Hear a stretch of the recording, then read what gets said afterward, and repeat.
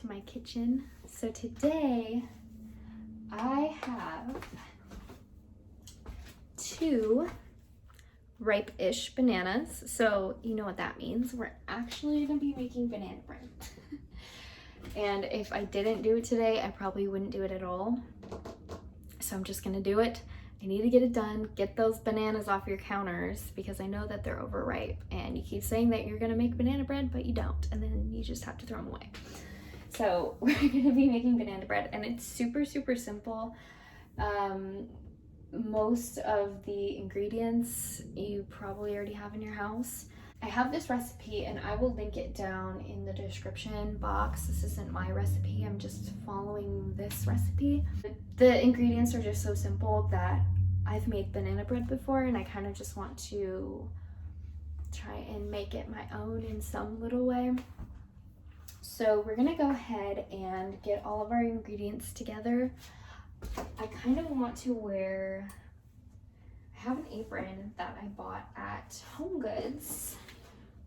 This apron is so cute. It's kind of perfect for this time of year. It's little spider webs. So you know what? We're just gonna wear it because I don't feel like getting my sweatshirt dirty. Because whenever I bake, I tend to get flour everywhere and that's pretty common because flour is messy. But this is just the cutest little apron. Has spiders all over it. It's perfect for fall and Halloween. And I feel like it'd be weird if I wore it any other time of the year. But that's okay. It's cute. It has like a little pocket and everything. So we're gonna get all of our ingredients together. We need 2 to 3 ripe bananas, and I only have 2, so I'm only gonna be using 2 in this recipe. 1/3 cup of butter. Now, I read a few different recipes and some called for unsalted, some called for salted, and the one I'm following says it doesn't really matter. So I think I have salted butter in my fridge, so we're just gonna use the salted butter. 1/2 teaspoon of baking soda, a pinch of salt, 3/4 cup of sugar, an egg, 1 teaspoon vanilla, and 1.5 cups of flour. So those are all super, super basic, your basic staple ingredients in your kitchen. You probably have most of these ingredients. So we're gonna go ahead and just kind of lay everything out. So I have my 2 bananas. I need butter, baking soda, not baking powder, baking soda. And then we need salt, sugar. I have my cute little container of sugar, but I don't think I don't have enough sugar in here. So we're gonna go ahead and refill that real fast. Then we need an egg, vanilla, and flour. So we got flour here. Grab an egg. Now you're gonna wanna be careful with the recipes that you are following, especially for baking. Baking recipes, sometimes they call for a room temperature egg, so you do want to make sure that when you're baking something that calls for a room temperature egg, just make sure to keep it out at room temperature for a few hours. But I didn't notice this recipe said that, so we're not going to worry about that. I don't think I did it last time and the bread turned out really good. And then we're going to need vanilla, and that's it. So we got our vanilla. Usually when I bake, it kind of depends on how I want to lay everything out. Sometimes I'll just lay all the ingredients out in front of me, and if it's an easy recipe such as this one, and it just requires you to throw everything all in a bowl at once, which usually bread, it depends what bread, but banana breads and pumpkin breads like this, if you're just going to be throwing everything all together in a bowl and it doesn't really matter what order you're putting the ingredients in, then I'll just kind of measure everything out as I go, because that's just what comes easier to me. So that's kind of what we're going to be doing today with this recipe. The only things that you have to mix first is the butter and the bananas, because you have to mash the bananas. So let's also grab our butter. Now, the very first thing that this recipe wants you to do is to put both of your bananas in a bowl to mash them. So we're just gonna be putting these 2 bananas in here, and we're just gonna be mashing it with a fork, nothing too crazy.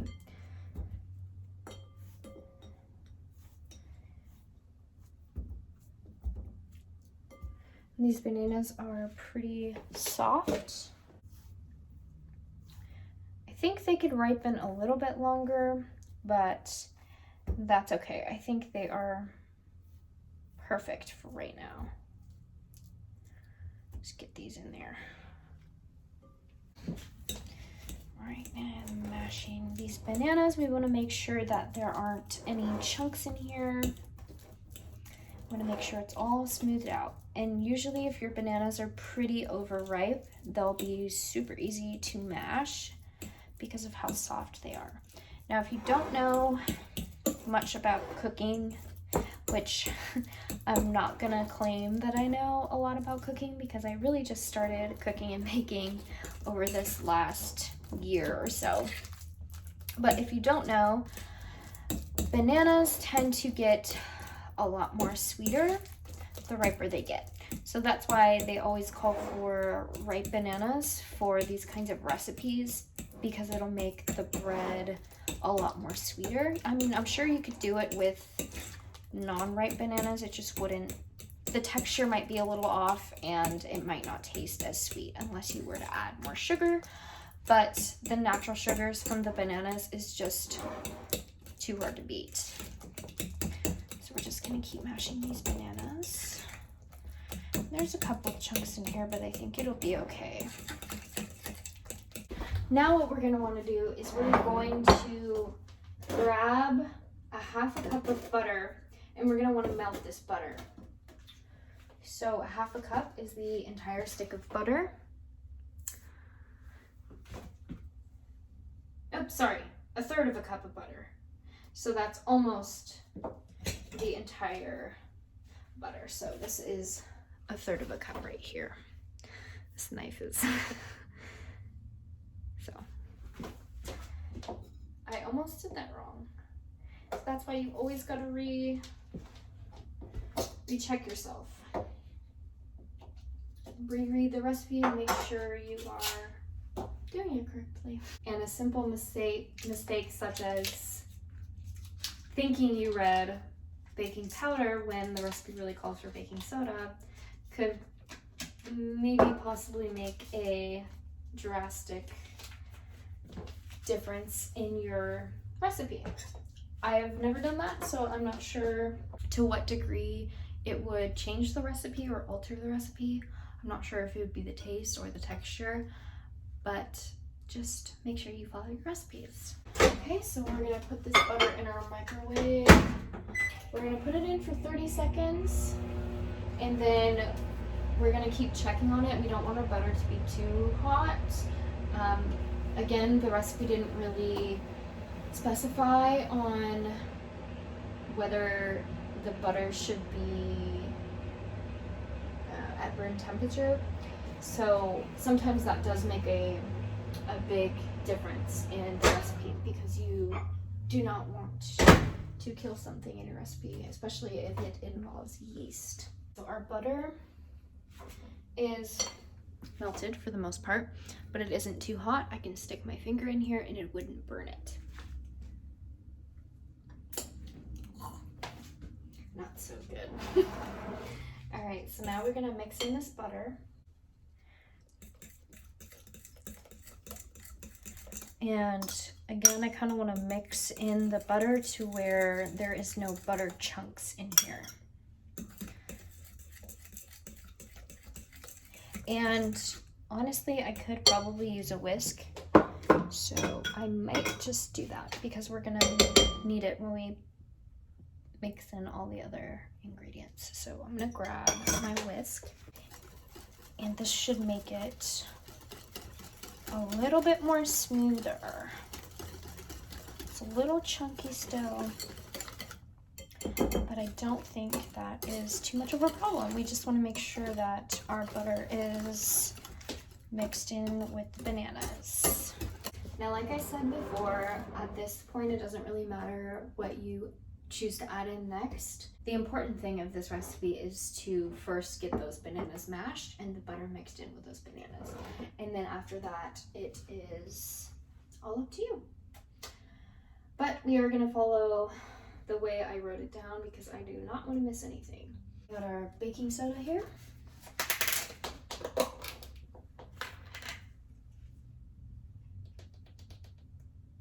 just gonna sprinkle it in there.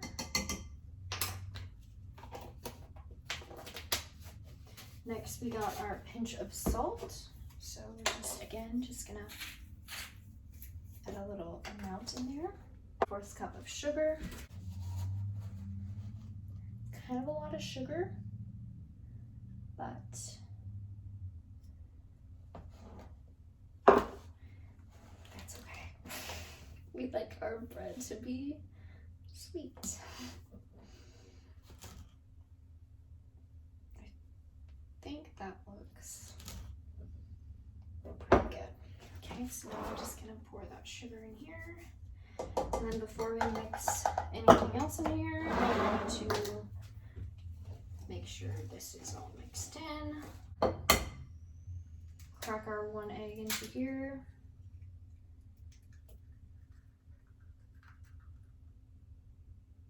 Make sure we don't get any of these flakes in there. We need 1 teaspoon of vanilla. Where did I put the vanilla?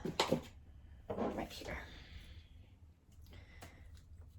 So instead of dirtying up a teaspoon, I'm just gonna use 2 of these halves. Oops, this isn't even opened. 2 of these halves. Whoops, that was a little extra. So we're not gonna do the full half. There we go. And then we need our flour. Now usually with flour, I like to weigh out my flour in grams just because I feel like I never can get an accurate amount by just using a cup because it can be so off sometimes. So we're gonna go ahead and look for grams and we're gonna put our cup on our scale and we're gonna tare that. So 1.5 cup of flour will equal to 205 grams of flour. So here we have 114, oh math. So we would need 91 more grams of flour. All right, so now I'm gonna mix the rest of my ingredients together.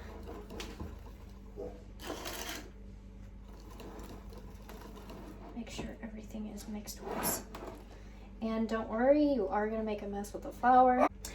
This consistency is starting to look a lot thicker and very, very creamy. Now, I didn't really deviate from the recipe. There were some recipes that called for milk and there were some that called for brown sugar instead of regular sugar. And so I was kind of thinking of doing half of regular sugar and half brown sugar. But I think I just decided to keep it the same. But one thing I might do, which I did last time and it was amazing, it is a little bit more sugar, but it was super good. And this also makes the recipe a little bit more fun. So what I did was I just added a few chocolate chips. Not too many because we're not making chocolate chip cookies. And then mix those in there. We just kind of want a sparse amount of chocolate chips. We don't want them to be too overwhelming.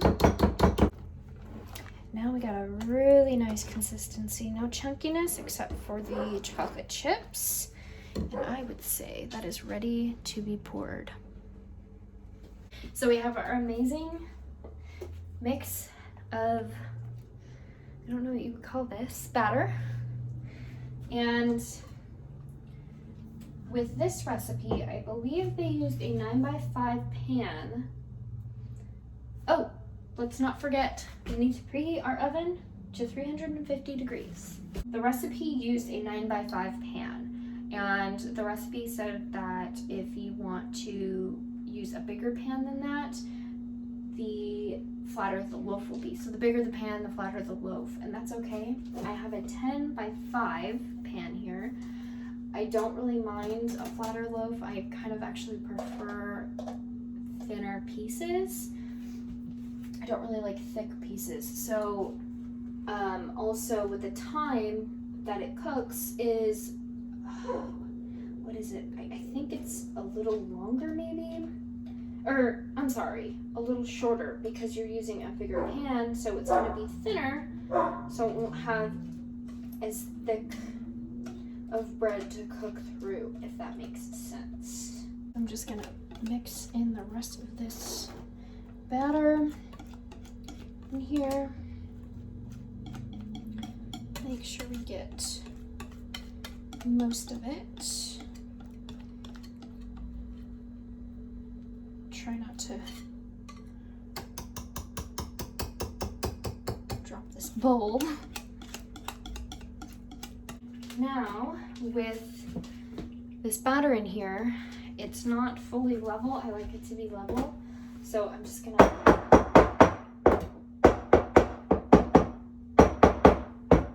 try and fill the corners and hit it down to make it a little more flat. Then we're just gonna place this on the oven and wait for our oven to preheat. We're gonna clean up our mess and wait for the bread to cook. Now, I think with the size of the pan that I have, since a 9x5 is 46 to 55 minutes, I'm gonna set a timer off at 40 minutes to check on it. And the way that you check on breads like this is you want to stick something like not a Q-tip, a toothpick in your bread, in the very center, the thickest part of your bread, and make sure that when you take that toothpick out, that it comes out clean for the most part. You don't want any wet or sliminess on that toothpick, because that means it's not done. Now, if the top of your bread is cooked and you wouldn't like it to cook any longer than that or get any more crispy or brown, you could always throw tin foil over the top of your pan to make sure that top doesn't really cook much more, but to ensure that the bread itself is cooked all the way through, if that makes sense.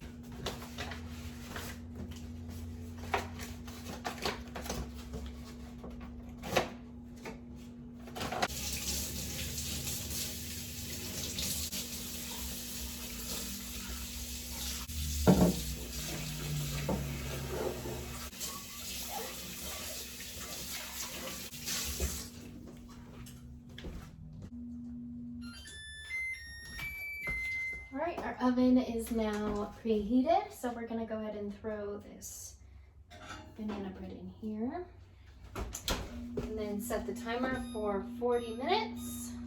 Now, while I'm waiting for this banana bread to cook, before I started this banana bread, I had something in mind.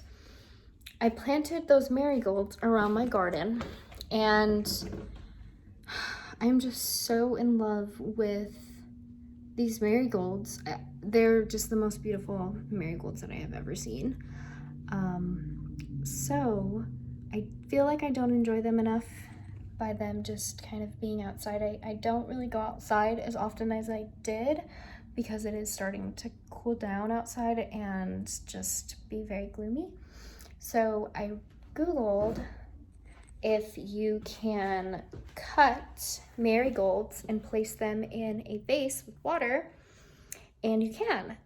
And they are just not very common to do so, and I'm not really sure why, because they are just such a beautiful flower. So we're gonna go ahead and go outside and cut some of those marigolds and put them in, I don't know, just a regular mason jar, so I can enjoy them inside and look at them every day and be able to enjoy them and appreciate that I was able to grow those from seed. So that's kind of exciting. So let's go outside and cut those marigolds.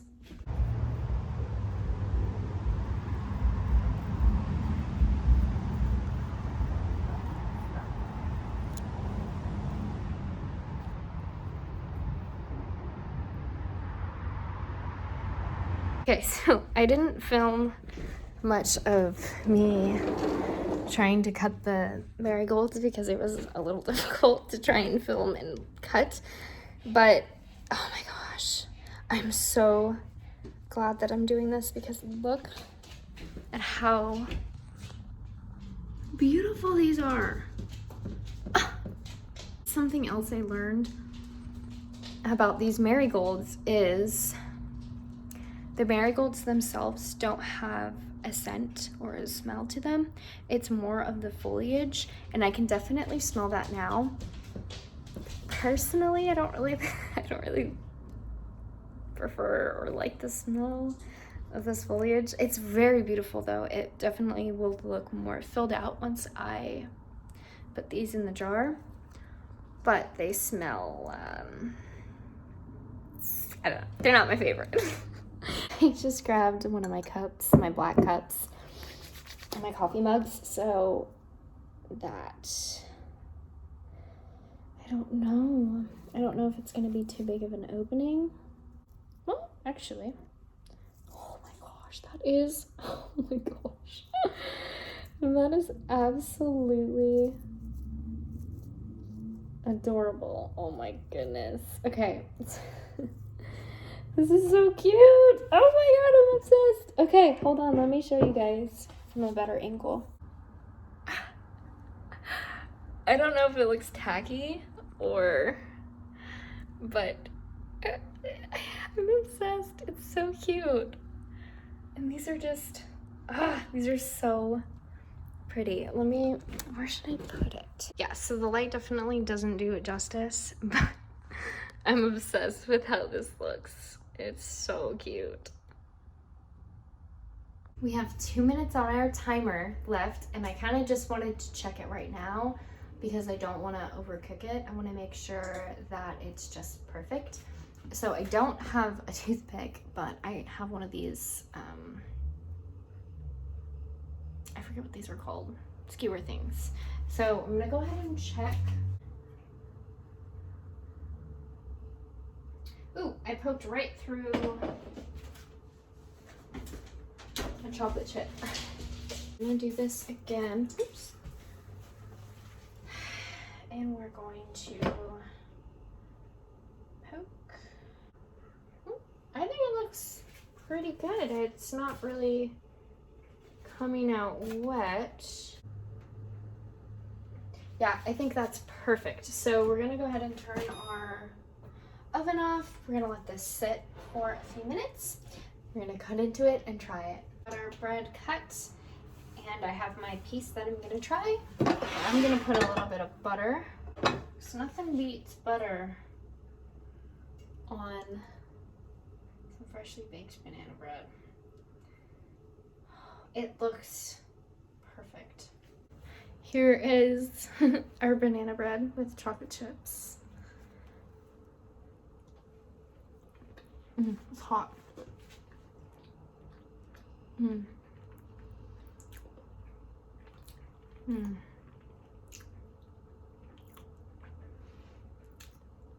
The consistency is perfect.